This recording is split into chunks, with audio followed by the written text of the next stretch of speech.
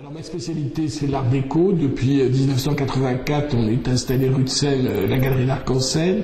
On a présenté de nombreux créateurs de cette époque et parmi ceux qui sont importants et pour nous dans la galerie et aux expositions qu'on présente à la Biennale à Maastricht, ce sont Jean-Michel Franck, aussi Dupré-Lafont, c'est aussi Giacometti, les frères Giacometti. Ce que j'aime, c'est l'élégance. On va parler de Jean-Michel Franck, c'est l'élégance des meubles.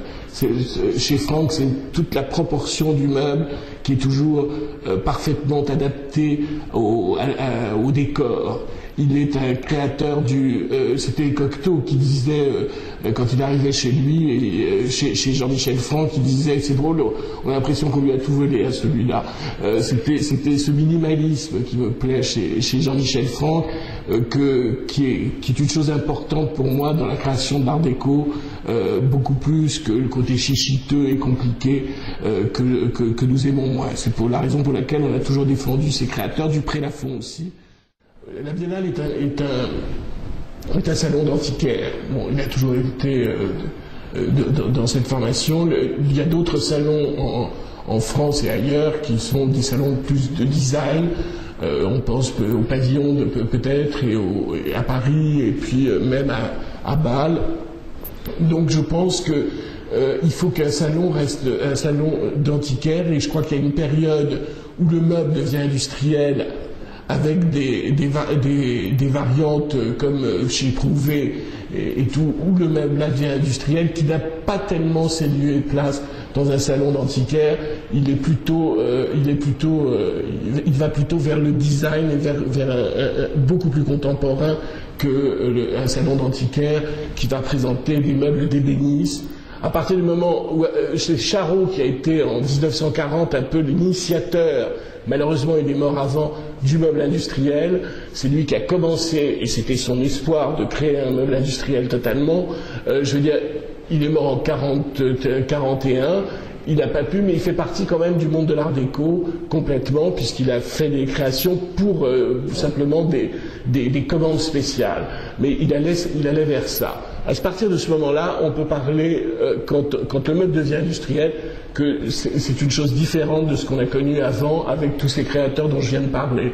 Si vous voulez, là ça devient une chaîne et tout, on en s'en aperçoit, c'est peut-être un dessin très intéressant, je suis entièrement d'accord que Prouvé, que Perriand sont des gens qui ont fait des meubles très intéressants au point de vue ligne et tout ça, mais on ne peut pas aussi les mettre au même niveau qu'un créateur ébéniste de ces années-là, si vous voulez.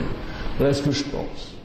Les clients sont riches, hein, ils sont américains en général, et ce sont des gens mais qui s'intéressent plus au 18e. J'ai vu beaucoup de fois changer l'appartement complètement et vendre le 18e pour acheter de l'art déco.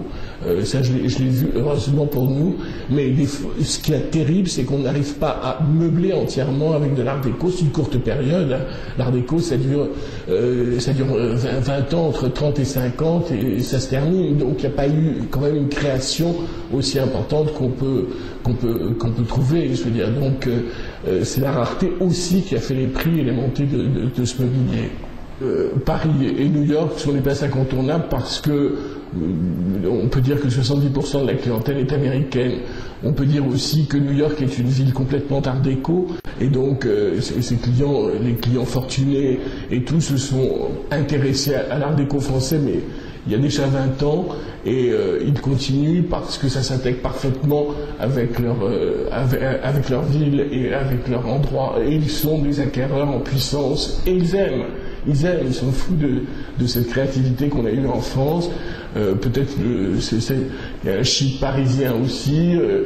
Je vois Jean-Michel Franck qui a quand même créé des meubles pour les Rockefeller à l'époque en 1937, ce qui quand même est assez extraordinaire qu'un monsieur Rockefeller vienne demander à des créateurs français de faire entièrement son appartement, ce qui prouve le côté important qu'a eu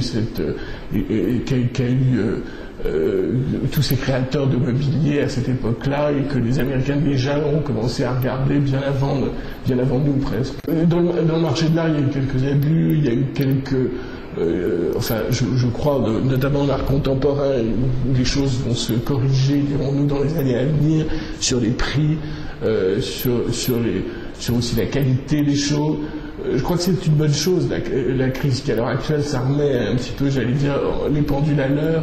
Je veux dire, il y a eu des prix en art contemporain qui dépassaient quand même l'entendement, si vous voulez. Je pense que l'art déco n'est pas tout à fait à son prix top aujourd'hui. C'est pour ça que je pense que dans les 2 années à venir, j'ai pas de crainte quant au mobilier art déco et aux prix qui continueront, je vous dis pas comme avant de grimper, mais qui en tous les cas qui perdront pas leur cote, comme à mon avis certaines pièces d'art contemporain qui aujourd'hui risquent d'avoir une correction beaucoup plus sévère.